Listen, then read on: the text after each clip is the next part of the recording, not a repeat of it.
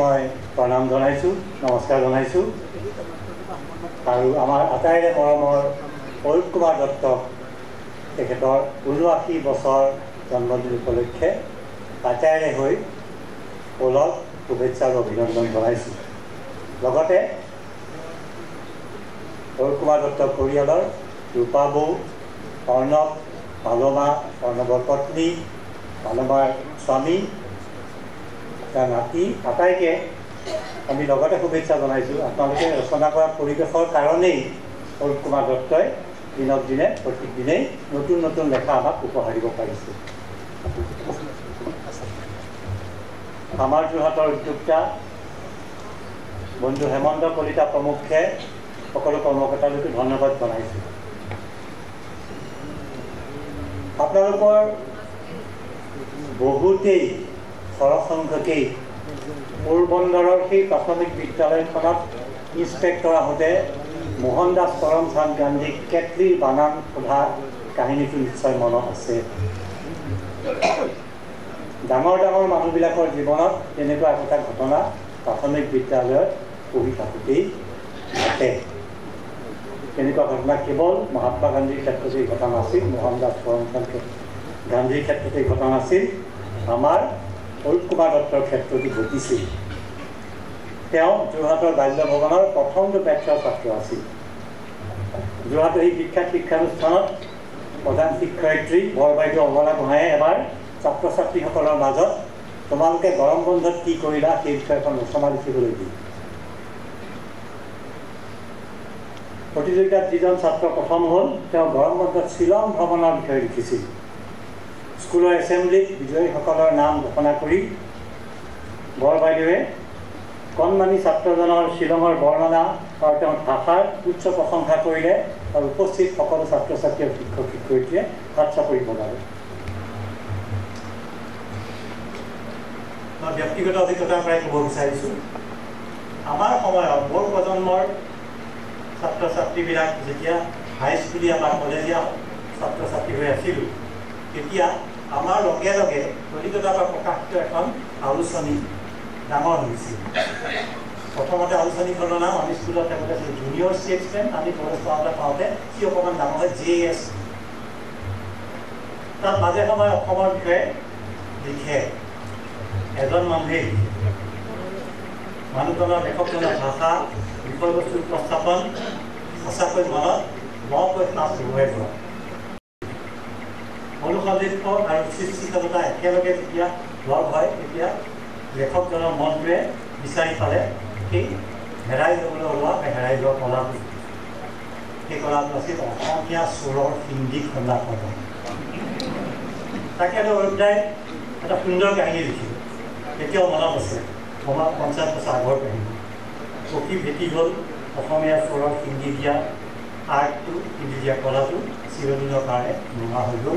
থাকি গ'ল অৰূপ কুমাৰ দত্তৰ এটা বিখ্যাত গল্প।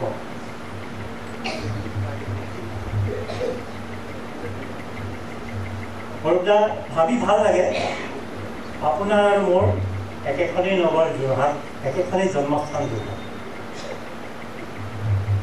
এই যোৰহাট আপোনাৰো জন্মস্থান, এই যোৰহাট মোৰ জন্মস্থান। আৰু ভাবি ভাল লাগে, আপুনি যি কেইখন সেই সময়ৰ বিখ্যাত সংবাদপত্ৰ আৰু আলোচনীত লিখি আপুনি এজন লিখক হিচাপে প্ৰতিষ্ঠা লাভ কৰিবলৈ আৰম্ভ কৰিছিল। সেই সময়ত আমি আমাৰ প্ৰজন্মই সেইকেইখন সংবাদপত্ৰ পঢ়িয়েই ডাঙৰ হৈছিল। দি ইলাষ্ট্ৰেটেড উইকলি অফ ইণ্ডিয়া ইতিহাস হৈ গ'ল। কেৰাধান আছে নতুন উৎপাদন, জুনিয়ৰ ষ্টেটছমেন JS বন্ধ হৈ গ'ল, ইউথ ফ্ৰেংকছ বন্ধ হৈ গ'ল, ফেমিনা আছে সংকজ উইকলি নোহোৱা হৈ গ'ল। আকৌ ঘূৰি যাবৰ মন নাযায়নে আপোনাৰ ৰূপদা সেই আলোচনীবিলাকলৈ, আকৌ লিখিবলৈ সেই সময়ৰ কাহিনী?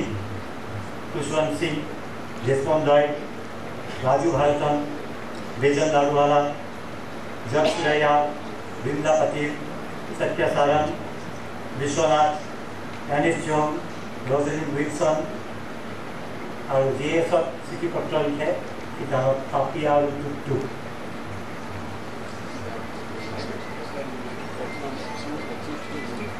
ইতিমধ্যে যিখন সৰু পুস্তিকা আপোনাক বিতৰণ কৰা হৈছে আৰু আৰম্ভণি কৰিছে অৰূপ কুমাৰ দত্তই যিখন বিখ্যাত স্কুলত পঢ়িছিল সেই স্কুলখনৰ কথা আমি ইয়াত ক'ব লাগিব। সেই বিখ্যাত স্কুলখন হিমাচলৰ চানাৱাৰৰ লৰেন্স স্কুল। সেই বিখ্যাত স্কুলখনৰ পৰা ওলোৱা বিখ্যাত লোকৰ তালিকাখন বৰ দীঘলীয়া।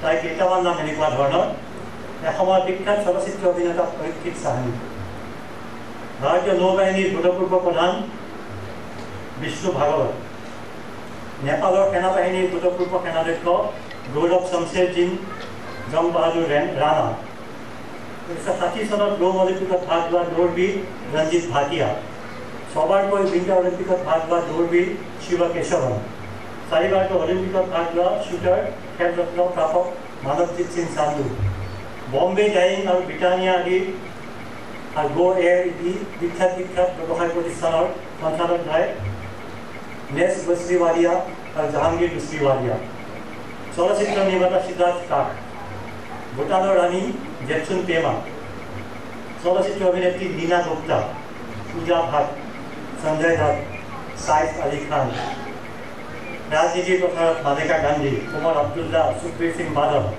ভাৰতৰ ভূতপূৰ্ব মুখ্য নিৰ্বাচনী আয়ুক্ত নবীন চাওলা আৰু আমাৰ যোৰহাটৰ অৰূপ কুমাৰ দত্ত।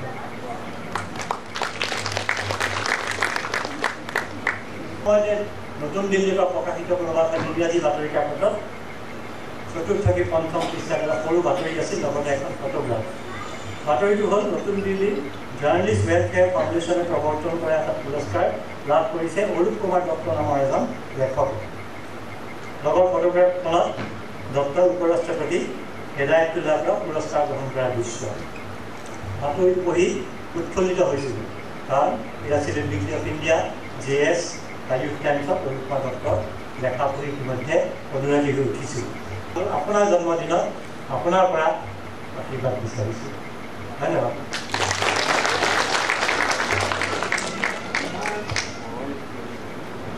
ডক্টৰ সমুদ্ৰ গুপ্ত কাশ্যপলৈ আন্তৰিক ধন্যবাদ। তেখেতে অতি তথ্য সমৃদ্ধভাৱে বিস্তৃতভাৱে অৰূপ কুমাৰ দত্তৰ জীৱন দিশ আলোচনা কৰিলে। এতিয়া আমাৰ অন্যতম অতিথি ঋষিকেশ গোস্বামীক তেখেতৰ বক্তব্য দাঙি ধৰিবৰ বাবে অনুৰোধ জনাইছোঁ।